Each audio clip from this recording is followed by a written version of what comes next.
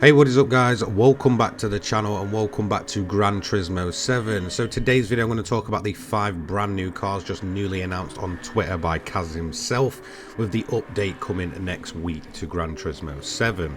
So I'm going to go around in a clockwise order, starting at the top of the silhouette. I'll post pictures of each of the cars up, and car number 1 I'm pretty much certain is the Toyota Alphard.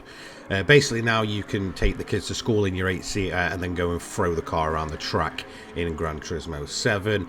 Overall, I don't see this car being too popular. I see it being a bit of a kind of meme car.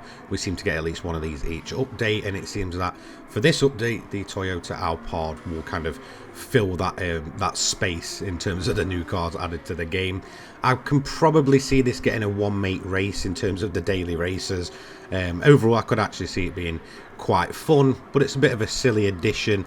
Probably nobody ever asked for this car, but overall I'm still looking forward to seeing it in the game because it's just something a little bit different. So then we'll go to the top right next, and I'm pretty much certain this is the Porsche 959, the legendary German supercar, the one that pretty much goes hand in hand with the Ferrari F40 at the time, and we now have both of those in the game, so it'll be interesting to see how those kind of match up. This is a great addition to the game. It's been a car that a lot of people have wanted for the longest time. It's one of the most iconic and stunning Porsche models ever created, so to have it finally in game is going to be an absolute joy. So this is definitely a great addition, especially to the road cars. I'm unsure what it'll be like in terms of, you know, tuning and kind of getting decent builds out of it. Hopefully there is places to use it. I can probably see another Porsche Cup event coming, because there is actually another Porsche coming along with this update, which I will talk about last off. To be honest, I'd actually say in terms of both of the Porsches coming to this update, they're both very, very decent additions. One of which I don't really think I've seen, well, really anywhere in terms of, you know, coming into video games and having cars in video games. So yeah, it should definitely be a great addition. The 959 pretty much confirmed. It's a very easy to guess silhouette, so I don't think many people have problems with guessing this one. So yeah, awesome addition by Polyphony there. So let's go over to the bottom right, and this is probably the weakest one of the update in terms of my personal opinion. You know, at least the kind of Toyota Alphard serves a purpose of being, you know, rather quite funny. The fact that you can now throw an 8-seater around in Gran Turismo 7 will never not be funny. Kind of like the Citroen DS Palace that we got in the last update, where it was kind of just, you know, an awesome weird addition to the game that nobody expected. Yes, it wasn't fast, and you know, the Toyota's probably not going to be that quick, but it's definitely, you know, something a little bit different. So the bottom right, in my opinion, is the Mazda 3. There's a lot of people saying it was possibly the new Civic Type R. In all honesty, I just can't see it. Even when I've kind of brightened the image up, it doesn't really give anything away to suggest it's that. In terms of its body lines and such, it pretty much perfectly matches up with a Mazda 3, and I've already had a comment in terms of my, you know, community post saying that, you know, I own a Mazda 3, so I want it in the game. In my opinion, it is the weakest edition of the bunch, but you know, if you are a Mazda 3 owner, you can now finally go ahead and probably use that in the game. I don't see any reason why this can be anything else. It's got very distinct body lines, very kind of, you know, smooth looking, and personally, yeah, I think it's an okay looking car. I think in terms of, you know, usable potential is where its kind of weak point is going to be. Maybe it'll sit well in a Clubman Cup, but that's probably, you know, about it really. I'm hoping that we can get a decent bit of a touring car build going with this thing, and maybe make it usable, possibly for maybe the 600 or 700 grind, in terms of places to use it over and over again and get your money's worth.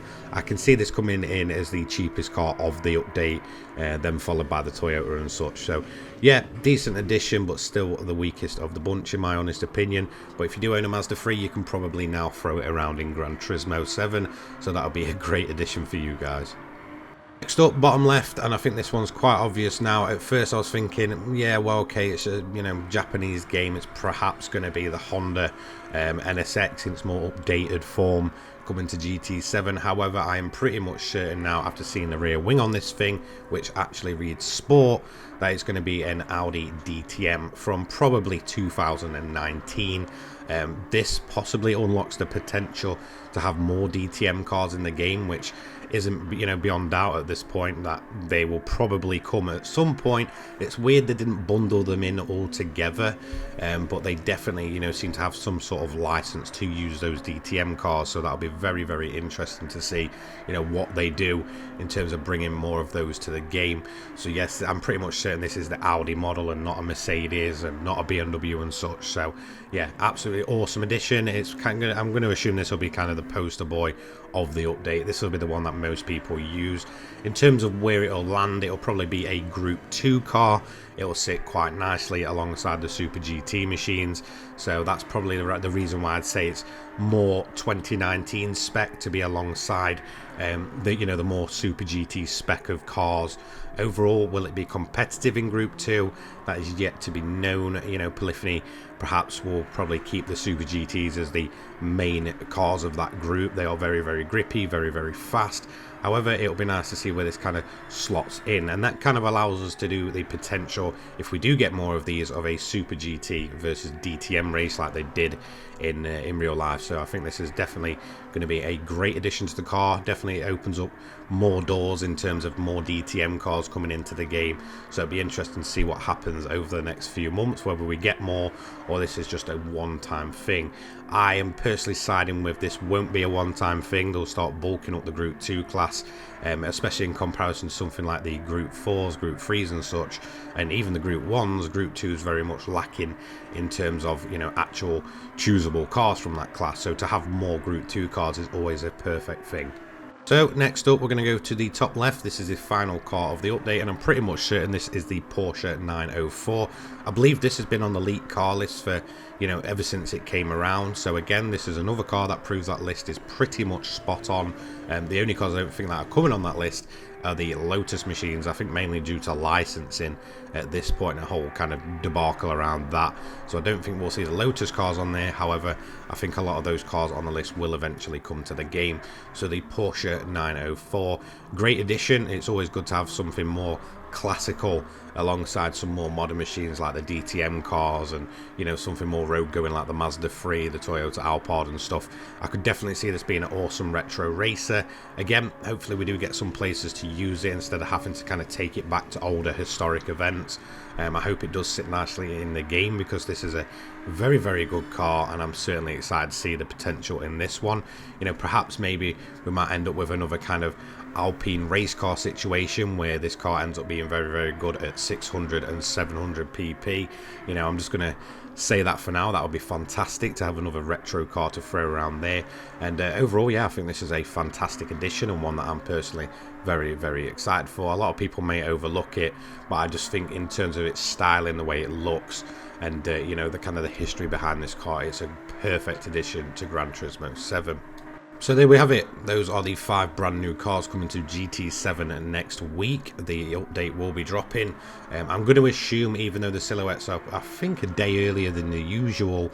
Usually for me they drop on the Sunday, not the Saturday, unless I've, you know, slept an extra day and not known about it. Yeah, I believe it will come on the Thursday, with obviously the Sophie AI limited time event being removed on the Wednesday. So this is definitely looking like it could be a solid update. Hopefully there's more than just the 5 cars. The last time we had 5 cars in an update, obviously we got pretty much nothing in terms of actual usable content. I believe that was update 1.27 back in December, and then we had to wait obviously 2 months after that. So Gran Turismo really hit a kind of weak point in early January. Obviously we did get VR support and stuff. Now in terms of what else could come to the game, I'm not quite sure. It's possible that maybe if we're getting the Porsches and stuff, and the DTM car, that they might go for a bit of a theme and add those Nurburgring layouts. It would make sense, considering, you know, 3 of the 5 cars are German, so that would be pretty awesome to see. But yeah, who knows? Hopefully we do get some decent content alongside the 5 brand new cars. So that's going to be it from me today. Don't forget to like, comment, subscribe, turn your notifications on so you don't miss an upload from me. I upload GT7 and motorsport content each and every day for your viewing pleasure. Thank you to my sponsors, the Controller People and Poggers, for their continued support, as well as my channel members who kindly basically donate to me each and every month. To be a channel member, you are absolutely awesome. Thank you to the people that, you know, view every day. It's been absolutely great doing YouTube again recently. So that's going to be it. I will see you all later on. Don't forget to check out the Twitter, the Discord, and all that good stuff in the description down below. Take care, guys. Peace.